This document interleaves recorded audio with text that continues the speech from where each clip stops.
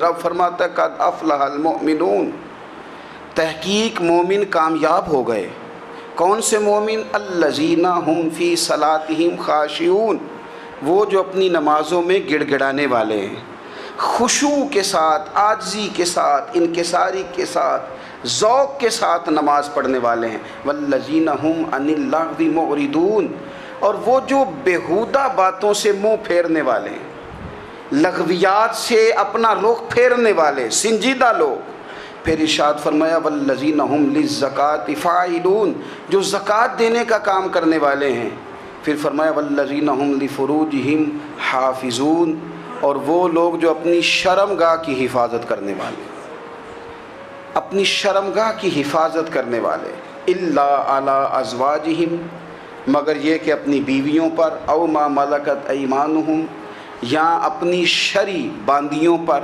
اس زمانے میں جو لونڈی خریدی جاتی تھی اس سے بھی وطی کرنا جائز تھا، اگرچہ اب لونڈیاں موجود نہیں ہیں تو یہ فعل بھی موجود نہیں، سوائے اپنی بیویوں پر یا شرعی باندیوں پر۔ فإنہم غیر ملومین، فرمایا جو یہ کام کرے اس پر کوئی ملامت نہیں ہے، اپنی بیوی کے پاس شرعی طریقے سے جائے یا باندی کے پاس جائے۔ فمن ابتغى وراء ذلك، اور جو آدمی اس کے بعد اس حد سے بڑھے، اس کے سوا کچھ اور کرے جو بندہ، فرمایا فاولئک هم العادون، یہ لوگ حد سے بڑھنے والے ہیں۔ جو لونڈیوں اور باندیوں کے علاوہ، اپنی بیویوں کے علاوہ کسی اور جگہ گندگی کریں، یہ حد سے بڑھنے والے، حدوں کو کراس کرنے والے لوگ ہیں۔ پھر ارشاد فرمایا والذین هم لاماناتہم وعہدہم راعون، اور وہ جو اپنی امانتوں اور اپنے وعدوں کی رعایت کرتے ہیں، امانتیں ادا کرتے ہیں، وعدے پورے کرتے ہیں۔ اور وہ لوگ جو اپنی نمازوں کی حفاظت کرنے والے ہیں، جن میں یہ خوبیاں آ گئیں، میرا رب فرماتا ہے نماز میں خشوع وضو حاصل ہو گیا، فضولیات سے بچ گئے، زکوٰۃ ادا کرنے والے بن گئے، شرمگاہ کی حفاظت کرنے والے بن گئے، امانتیں عہد پورے کرنے والے بن گئے، اپنی نمازوں کے محافظ ہو گئے۔ اللہ اکبر، قربان جائیں۔ مالک فرماتے ہیں اولئک هم الوارثون، یہی لوگ تو وارث ہیں۔ یا اللہ کس چیز کے؟ فرمایا الذین یرثون الفردوس، یہ لوگ جنت کے وارث ہیں، یہ جنت کے وارث ہیں یہ لوگ۔ ہم فیہا خالدون، اور فردوس سے، جنت سے نکالے نہیں جائیں گے، ہمیشہ ہی جنت میں رہیں گے۔ یہ آیات اللہ کا مطالبہ بھی ہے، یہ آیات صحابہ، اہل بیت، اولیاء اللہ، ان تمام کی سیرت کا عکس بھی ہے۔ اور سب سے بڑھ کر سیدہ عائشہ صدیقہ فرماتی ہیں یہی تو آیات ہیں جنہیں اچھی طرح سمجھ لو گے تو تمہیں مدینے والے کے اخلاق بھی سمجھ میں آ جائے گا، حضور کے اخلاق بھی تمہیں سمجھ میں آئے۔ بڑے غور کے ساتھ سورہ مومنون کی ان ابتدائی آیات پر غور کرنا چاہیے۔ رب فرماتا ہے قد افلح المؤمنون، تحقیق مومن کامیاب ہو گئے۔ کون سے مومن؟ الذین هم فی صلاتہم خاشعون، وہ جو اپنی نمازوں میں گڑ گڑانے والے ہیں، خشوع کے ساتھ، عاجزی کے ساتھ، انکساری کے ساتھ، ذوق کے ساتھ نماز پڑھنے والے ہیں۔ دیکھیں قرآن نے یہ نہیں کہا شروع میں کہ وہ لوگ اپنی نماز پابندی سے پڑھتے ہیں، بلکہ فرمایا وہ نمازوں میں عاجزی کرتے ہیں، وہ نماز میں خشوع کرتے ہیں، خضوع کرتے ہیں۔ نماز ہم بھی پڑھتے ہیں، ڈھیر سارے لوگ ہیں جن کا یہ مطالبہ ہے کہ میرا نماز میں دل ہی نہیں لگتا۔ پہلی بات تو یہ ہے کہ دل نہ بھی لگے تو نماز پھر بھی پڑھنی ہے، اور دوسری بات یہ کہ دل لگانے کو بھی تو کچھ انسان کے پاس چیزیں ہونی چاہیے نا، کوئی ضروریات ہوتی ہیں۔ سب سے پہلی بات یہ کہ مسئلہ نماز کا نہیں، مسئلہ اہمیت کا ہے۔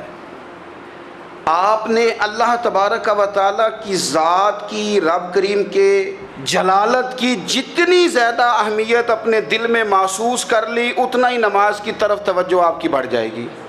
آپ سادی سی مثال ہے، غور کر لیں، جتنا آپ اپنے استاد کو پروٹوکول دیتے ہیں، جتنی عزت کرتے ہیں، اتنا ہی وقت پہ آپ ان کے پاس پہنچ بھی جاتے ہیں۔ اگر آپ کے دل میں اہمیت نہیں ہے تو آپ ٹال دیں گے، اور جس استاد کی اہمیت ہے اس کے فون کی گھنٹی بجتے ہی فون بھی اٹھایا جائے گا، اور بات پوری مکمل بھی نہیں ہوگی تو کہا جائے گا جیسے آپ کہیں گے۔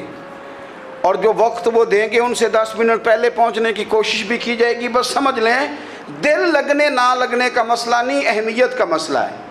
آپ جتنی اپنے مالک کی بارگاہ کی اہمیت سمجھ لیں گے اتنا ہی وقت پہ مسجد آئیں گے، اتنا ہی شوق سے نماز پڑھیں گے. دوسری بات، نماز کے ترجمے پہ غور کریں. آپ یقین کریں اگر نماز کا ترجمہ ہمیں آ جائے نا تو ہمیں تو یوں لگے کہ ہم تو اپنے مالک کی بارگاہ میں عرض و معروض کرنے حاضر ہوئے ہیں. یہ سورہ فاتحہ ہی دیکھ لیں آپ. حضور فرماتے ہیں، رب فرماتا ہے سورۃ فاتحہ آدھی میری ہے آدھی میرے بندے کی ہے. جب اس نے کہا الحمدللہ رب العالمین الرحمن الرحیم مالک یوم الدین ایاک نعبد و ایاک نستعین، جب یہاں تک وہ لفظ کہتا ہے تو یہ حصہ میرا تھا. اس نے اپنے رب کی تعریف کی، اور جب کہا نا اس نے اہدنا الصراط المستقیم، اب بندے نے التجائیں شروع کر دی.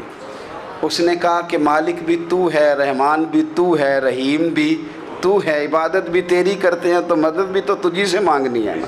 اب مہربانی فرمانا اہدنا الصراط المستقیم، ہمیں سیدھا راستہ دکھا دے. صراط الذین انعمت علیہم، ان لوگوں کا راستہ دکھانا جن پر تو نے انعام کیا ہے. غیر المغضوب علیہم ولا الضالین، ان کے راستے پہ نہ چلانا جن پر تیرا غضب ہوا، جو گمراہ ہو گئے ان کے راستے.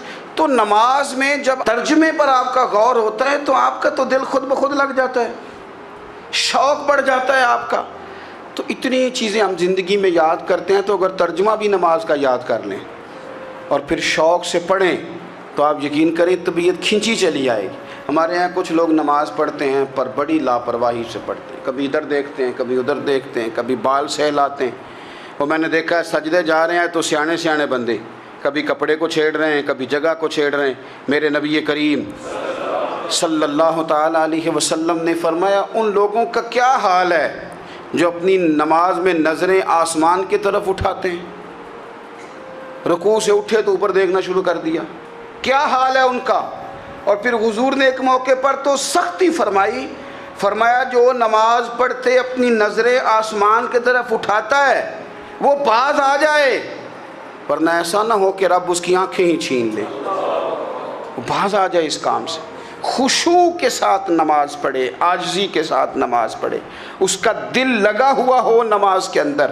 میرے نبی پاک صلی اللہ تعالیٰ علیہ وآلہ وسلم کے غلام حضرت انس بن مالک رضی اللہ تعالیٰ عنہ فرماتے ہیں کہ رسول پاک صلی اللہ علیہ وسلم نے مجھ سے فرمایا تھا کہ بیٹے نماز میں ادھر ادھر دیکھنے سے بچو، کیونکہ فرمایا نماز میں ادھر ادھر توجہ کرنا یہ بندے کو ہلاک کر دیتا ہے. ہلاکت ہے اس میں اگر تم نے ادھر ادھر توجہ کی. نماز تم مالک کی بارگاہ میں کھڑے ہو اور تم دیکھ ادھر ادھر رہے ہو. تو ایک تو نماز عاجزی کے ساتھ. پھر فرمایا والذین ہم عن اللغو معرضون، وہ لوگ جو فضول باتوں سے لغویات سے اپنا منہ پھیر لیتے ہیں، فضولیات سے. ہمارے ہاں نا بہت سارے لوگ ایسے ہیں جو بلا وجہ ان چیزوں میں دلچسپی لیتے ہیں جو ان کے مطلب کی نہیں ہے. ان کے مطلب کی مطلب آپ کسی سے ملنے کہتے ہیں کیا حال ہے، ٹھیک ہے جی. بچوں کا کیا حال ہے، ٹھیک ہے. بچے کتنے ہیں؟ تو بھئی آپ کو جب پتہ ہی نہیں تھا کتنے ہیں تو حال کیوں پوچھا آپ نے؟ آپ کرتے کیا ہیں؟ آپ کا بڑا بھائی کیا کرتا ہے، چھوٹا بھائی کیا کرتا ہے، ابا جی کیا کرتے ہیں؟ بھئی آپ کے مطلب کی بات نہیں. آپ مطلب کی مقصد کی بات کریں، بے مقصد باتوں میں الجھنے کی ضرورت نہیں ہے. دیکھیں اپنا ادارہ میں چلاتا ہوں، اپنا گھر آپ چلاتے ہیں، اپنی ڈیوٹی آپ کرتے ہیں. آپ کو زیادہ بہتر پتہ ہے کہ آپ اپنا گھر کیسے چلا رہے ہیں. مجھے زیادہ بہتر پتہ ہے کہ میں مدرسہ مسجد، مجھے زیادہ بہتر پتہ ہے اس کے اندر کون سی اصطلاح کس طرح کرنی ہے. یہ مجھ سے زیادہ بہتر کوئی بندہ جانتا نہیں. اب ہم کیا کرتے ہیں، جب ہم دوسرے کے کام میں مداخلت کرتے ہیں تو دو نقصان ہوتے ہیں. ایک تو اس کے ساتھ ہمارا رائے کا اختلاف ہو جاتا ہے، اور دوسرا ہمارے اپنے بہت سارے کام رہ جاتے ہیں کیونکہ ہماری توجہ ہی دوسرے کی جانب تھی. اپنے بڑے سارے کام رہ جاتے ہیں. اس لیے بہت ساری ایسی چیزیں ہیں جن میں بلا وجہ کوئی مقصد نہیں.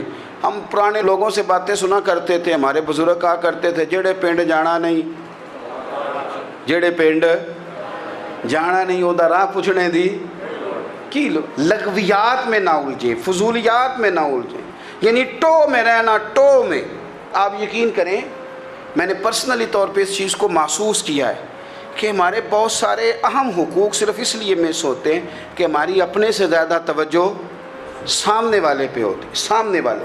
میں نے دیکھا بڑے بڑے عجیب سوال اور بڑے بڑے انوکھے سوال، مطلب یہ کہ اتنی لمبی چوڑی، اور لوگوں کو بڑا پتہ ہوتا ہے یہ فلاں آدمی جو ہے اس کے بچے کتنے ہیں، وہ بیاہ کہاں پہ ہیں، کس کس علاقے میں ان کی شادیاں ہوئی ہیں۔ اتنی تفصیلات کی ہمیں ضرورت نہیں ہے، ہم سے تو ہمارے بارے میں پوچھا جائے گا، تو ہمیں اپنا معاملہ بڑا صاف ستھرا۔ دیکھیں کیا سونی بات کی مدینے والے رسول نے، قربان جائیں حضور کے جملوں پر۔ ایک شخص نے پوچھا حضور سونا اسلام کون سا ہے، خوبصورت مسلمان کون ہے؟ تو نبی پاک صلی اللہ علیہ وسلم نے فرمایا وہ خوبصورت مسلمان ہے جو بات اس کے مقصد کی نہیں، بے معنی ہے وہ بات وہ چھوڑ دے۔ بے مقصد باتوں سے الجھنا جو بندہ چھوڑ دے وہ مسلمان بڑا سونا مسلمان ہے۔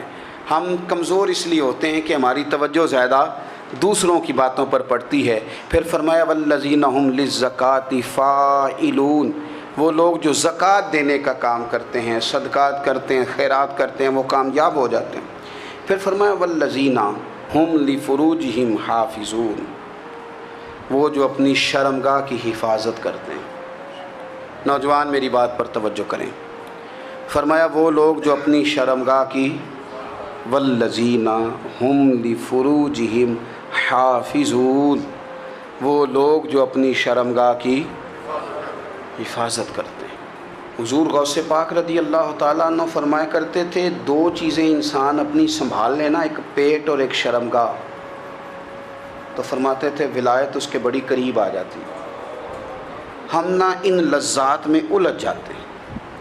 سیانے سیانے بندے، روٹی کمر سیدھی کرنے کے لیے کھانی چاہیے، زبان کے ذائقے کے لیے نہیں کھانی چاہیے۔ یہ زبان کا ذائقہ لگ جائے یہ کہیں کا نہیں چھوڑتا انسان کو۔ اپنی شرمگاہ کی جو لوگ حفاظت کر لیتے ہیں، کوئی بڑے سے بڑا گناہ کرنے سے بھی بندہ کافر نہیں ہوتا، بندہ کفر کرنے سے کافر ہوتا ہے۔ گناہ بڑے سے بڑا کرنے والا بھی گناہ گار ہے، کافر نہیں۔ لیکن بعض گناہ ایسے ہیں جو جس وقت بندہ کر رہا ہوتا ہے اس وقت وہ مومن نہیں ہوتا۔ میرے نبی کریم صلی اللہ تعالیٰ علیہ وسلم نے فرمایا جب کوئی شرابی شراب پیتا ہے اس وقت مومن نہیں ہوتا، جب کوئی چور چوری کرتا ہے تو اس وقت مومن نہیں ہوتا، اور جب کوئی زانی زنا کرتا ہے تو تب وہ مومن نہیں ہوتا۔ اتنی دیر کے لیے اس کے دل سے ایمان نکال لیا جاتا ہے۔ یہ جو ہمارے لڑکے بن سنور کے نکلتے ہیں، یہ جو میک اپ کا خرچہ لڑکیوں کے برابر لڑکوں کا ہوتا جا رہا ہے، یہ جو لڑکے بھی رات کو چہرے پر کریم لگا کر کے سوتے ہیں، یہ بتا سکتے ہیں کہ مقاصد کیا ہے؟ بتا سکتے ہیں؟ یعنی بچے بھی بغیر شیمپو کے بال نہیں دھوتے، مثلا کیا کرنا ہے آپ نے اس کا؟ بڑی بڑی قیمتی چیزیں جو ہیں وہ آپ نے رکھی ہوئی ہیں، مقصد کیا ہے؟ یہ جو ہمارے بچے بن سنور کے نکل رہے ہیں تو کیا دعوت دے رہے ہیں سوسائٹی کو؟ شارٹ نکرے پہن کے جو نکلے ہوئے ہیں، اریاں لباس پہن کے نکلے ہوئے ہیں۔ اقبال نے کہا تھا دیار مشرق ہوس میں غلطاں، شباب اریاں شراب اسیاں، جسے بھی دیکھو غری کے اسیاں۔ ہم ایسی تہذیب کیا کریں گے؟ شباب اریاں، تم نے اپنی جوانی ننگی کر ڈالی ہے ساری، معاذ اللہ۔ کن مقاصد کے لیے میں وہ اعداد و شمار بتا نہیں سکتا۔ ہمارے ہاں گند سستا ہو گیا ہے، لوگوں نے گناہ تک پہنچنا آسان بنا دیا ہے۔ آپ دیکھ لیں گندگی دروازے پہ اور گند موبائل میں، کیسے بچائیں ان بچوں کو؟ کیا کریں؟ کلیجے پھٹتے ہیں۔ کبھی باتیں سوچتے ہیں تو سوچتے ہیں آنے والی نسل کو کہاں لے جائیں، کہاں چھپائیں، کیا ایسا کریں کہ یہ بچ جائیں۔ خدا را قربان جائیں حضرت عثمان غنی پر۔ مصنف ابن ابی شیبہ میں صحابہ فرماتے ہیں حضرت عثمان غنی نا بڑے مالدار تھے۔ مال آتا ہے تو لوگ عیاش نہیں ہو جاتے، مال آتا ہے تو لوگوں کی خواہشات بہت بڑھ نہیں جاتی۔ بڑے مالدار تھے، مالدار بھی تھے اور سونے بھی بڑے تھے۔ حضرت اسامہ بن زید کہتے ہیں میں نے زندگی میں اتنا سونا بندہ نہیں دیکھا جتنے حضرت عثمان غنی خوبصورت تھے، پیسہ بھی حسن بھی۔ لیکن فرماتے ہیں کہ حضرت عثمان غنی سب سے بڑھ کر اپنی شرمگاہ کی حفاظت کرنے والے اور سب سے بڑھ کر صلہ رحمی کرنے والے۔ رشتہ داروں سے اچھا سلوک کرنے والے، حیا والے، شرم والے، پاکیزگی والے۔ آپ کا ذہن ہے، آپ صبح اٹھتے ہی ذہن بنا لیں کہ میں نے آج اتنا سبق پڑھنا ہے، آج اتنی تفسیر دیکھنی ہے، اتنی عبادت کرنی ہے، فلانی نعت میں نے دیکھنی ہے، فلاں خیر کا کام کرنا ہے، فلاں آدمی کے ساتھ نیکی کرنی ہے۔ صبح ذہن بنا لیں، آپ کا ذہن وہی کام کرنے لگے گا۔ لیکن اگر صبح اٹھتے ہی ذہن میں گندگی ہے، رات کو سوتے ہی معاذ اللہ ذہن میں وسوسے ہیں، تو پھر سارا دن وہی چکی چلے گی، وہی انداز رہے گا۔ تھوڑا سا آپ کو اس کی نگرانی کرنی ہے، تھوڑا سا۔